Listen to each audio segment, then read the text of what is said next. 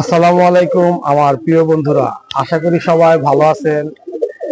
আমিও ভালো আছি। আজকের ভিডিওটা অবশ্যই এটা হয়তো আপনারা অনেকেই জানেন, অনেকেই জানেন না, কিন্তু অ্যাকচুয়ালি ব্যাপারটা সবারই জানা উচিত। এই জন্য আজকের ভিডিও।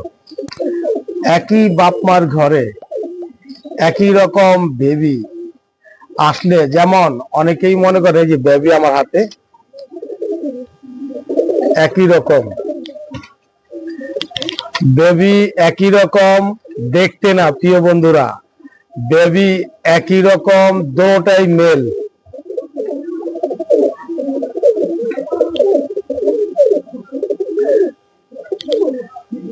আজকের ভিডিওর টপিক এটাই। তো আপনারা যারা নতুন আছেন অবশ্যই চ্যানেলটাকে সাবস্ক্রাইব করে দিয়ে পাশে থাকবেন, আর যারা পুরাতন অবশ্যই পুরো ভিডিওটা দেখবেন, কমেন্টস করে জানাবেন কেমন হলো। আমি আমার বন্ধুদের উদ্দেশ্যে বলতেছি, অনেকেই যখন কবুতর আমার থেকে নেয় বা বিভিন্ন জন থেকে নেয়, তখন দেখা যায় কোনো কোনো কবুতর, অনেক কবুতরের মধ্যে থেকে দুই একটা কবুতরের মধ্যে দেখা যায় জোড়া পেয়ার দিলে এই একরকম ভাবেই দুইটা মেল বেবি আসে, দুইটা মেল বেবি আসে। আবার কোন কোন সময় কোন কবুতর থেকে দেখবেন সব সময় দুইটা ফিমেল বেবি আসে। তখন যারা নতুন কবুতর পালেন তারা টেনশন করেন যে এত সুন্দর সুন্দর কবুতর, হ্যাঁ এত দামি কবুতর, আমি জোড়া পেয়ার করার জন্য বাচ্চা চাই, কিন্তু এরকম একই রকম আসে। হতাশায় পড়ে যান, হতাশাগ্রস্ত হয়ে যান। তাদের উদ্দেশ্যে আজকের ভিডিওটা।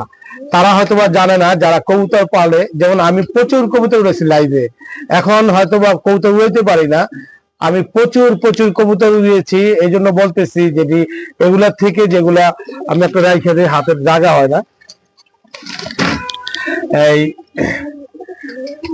মনে করেন এত কবুতর উড়েছি, তখন আমরা যেটা বুঝি বা যেটা জানি সেটাই আমি আপনার সাথে শেয়ার করতেছি, যেটা আমি জানি। আমি যেটা বলতেছি যে এরকম মেল, যে একটা বাবা মার ঘরে দুটোই মেল আসছে, কিন্তু আপনারা হয়তো জানেন না এটা যে কত বড় একটা জিনিস আপনি পেলেন। যখন কোনো কবুতর সবসময় দুটো মেল করেই বেবি দেয়, আবার কোনো পেয়ার দেখা যায় আপনার কাছে আছে যে দুটোই ফিমেল সবসময় দেয়, উড়ানোর জন্য সবচেয়ে বেস্ট কবুতরের বাচ্চাগুলো হয়ে থাকে এই কবুতরগুলো, যেটা একই ব্লাড লাইনের একই রকম বেবি আসে।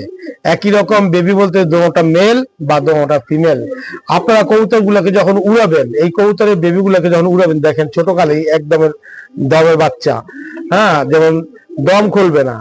তো এই হয়েছে গিয়া কথা, যে আপনারা অবশ্যই লক্ষ্য রাখবেন যে এইরকম কবুতরের বেবিগুলা হাতছাড়া করবেন না, আর অবশ্যই পেয়ারটাকে যত্ন নিবেন, কারণ এগুলা 12 থেকে 13 ঘন্টা ওরা ক্ষমতা রাখে, যেগুলা একসাথে দুইটা মেল আসে বা একসাথে দুইটা ফিমেল আসে।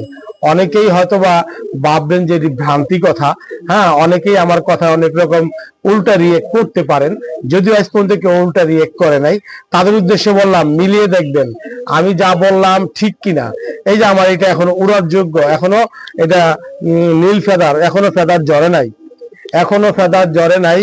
যদি এই টেন্ডেন্সিতে যদি আমি যদি কবুতর এখন উড়াই, এই কবুতর এগুলাও ভ্যানিশ হবে না, কিন্তু টিপে চলে যাবে, হারিয়ে যাবে 100%। হ্যাঁ টিপে চলে যাবে, হারিয়ে যাবে 100%। মাত্র এগুলা ফেদার ঝরা আরম্ভ করতে দেখতেছেন, এই যে গলা এখানে ঝরে গেছে, মাত্র এগুলা ফেদার ঝরতেছে।